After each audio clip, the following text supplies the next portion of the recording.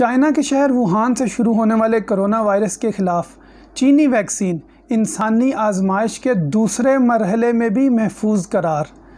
इस खबर की तफसील के साथ मैं हूं इंजीनियर मलिक अनस और आप देख रहे हैं पाकिस्तान वेल्थ एकेडमी। इय्याक नअबुदु व इय्याक नस्तईन। कोरोना वायरस ने पूरी दुनिया की मईशत को जकड़ के रख दिया है।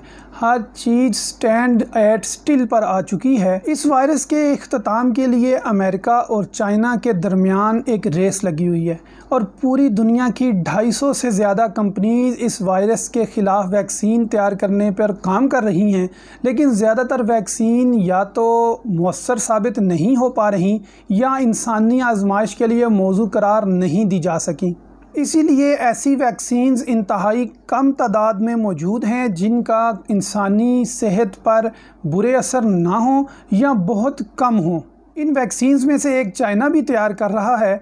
मई 2020 में इस वैक्सीन्स के इंसानों पर किए गए आजमाइशी तजर्बे के रिज़ल्ट्स जारी किए गए, जो कि इंतहाई हौसला अफजा थे। ये वैक्सीन चाइना की एक कंपनी कैनसिनो बायोलॉजिक, चीनी फ़ौज के तहकीकाती अदारे अकेडमी ऑफ मिलिट्री साइंसेज के बाहमी इश्तराक से तैयार की जा रही है।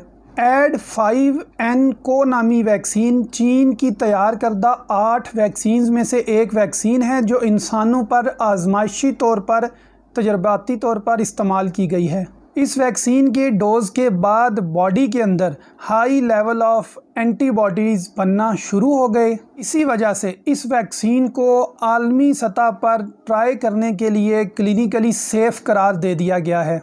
चाइना के सूबा हेनान के वुजी शहर में 12 अप्रैल को क्लिनिकल ट्रायल्स का आगाज़ किया गया था। 18 से 59 साल के 2 ग्रुप्स के दरमियान इस वैक्सीन को ट्राई किया गया और इस वैक्सीन को 14, 21 और 28 दिन के वक्फे से इन दोनों ग्रुप्स में मौजूद वॉलंटियर्स को दिया गया।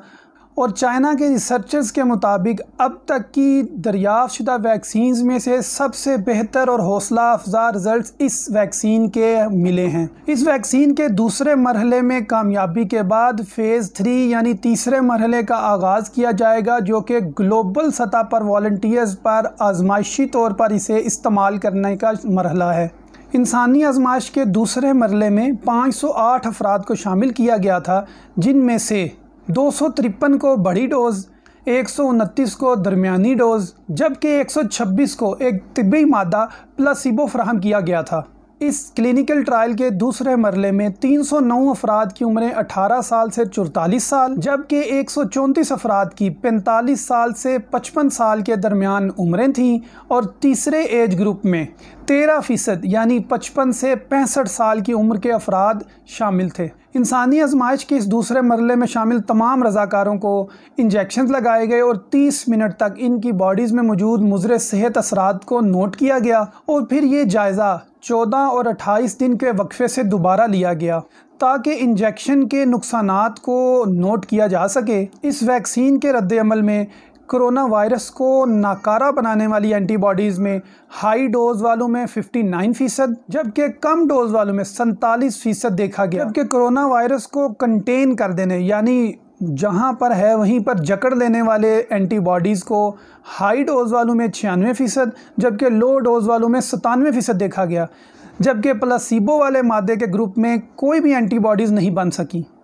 तो इसका मतलब है कि कोरोना वायरस के ख़िलाफ़ जिनको हाई डोज दी गई वो 59% के अंदर एंटीबॉडीज़ क्रिएट हो गई थी और जिनको लो डोज दी गई उनमें 47% एंटीबॉडीज़ क्रिएट हुई। अभी तक AD5NCO वैक्सीन की जो मुज़र असरात सामने आए हैं उनमें थकावट, बुखार और इंजेक्शन लगने की जगह पर तकलीफ़ नुमायाँ है, लेकिन इसकी शिद्दत मामूली नौयत की थी। चीनी फार्मास्यूटिकल कंपनी कैनसिनो बायोलॉजिक के मुताबिक इस वैक्सीन को अभी सिर्फ फौजी इस्तेमाल के लिए महदूद किया गया है और लॉजिस्टिक्स सपोर्ट डिपार्टमेंट की मंजूरी के बाद इसे वसी पैमाने पर भी तैयार किया जाएगा। इस तरह मुमकिना तौर पर चीन पहला मुल्क बन जाएगा जो सितंबर में कोरोना वायरस के ख़िलाफ़ एक मौसर और मुज़र असरात से पाक वैक्सीन ईजाद करने वाला मुल्क होगा। चीनी वज़ीर-ए-आज़म ने जून के महीने के शुरू में आलमी कॉन्फ्रेंस के दरमियान इस बात का इजहार किया था कि चीन कोविड-19 के ख़िलाफ़ 4 अरब येन खर्च कर चुका है और इसे दुगना करने का इरादा रखता है। अगर आप प्राइम मिनिस्टर के ऐलान करदा नया पाकिस्तान हाउसिंग स्कीम के बारे में मालूमात लेना चाहते हैं या प्राइम मिनिस्टर के ऐलान करदा आसान आजिर स्कीम के तहत 2.5 करोड़ तक का कर्ज़ देना चाहते हैं तो आपके सामने वीडियोज़ मौजूद हैं, आप इनसे इस्तिफ़ादा हासिल कर सकते हैं। इंजीनियर मलिक अनस को पाकिस्तान वेल्थ अकेडमी से इजाज़त दीजिए। अल्लाह हाफ़िज़।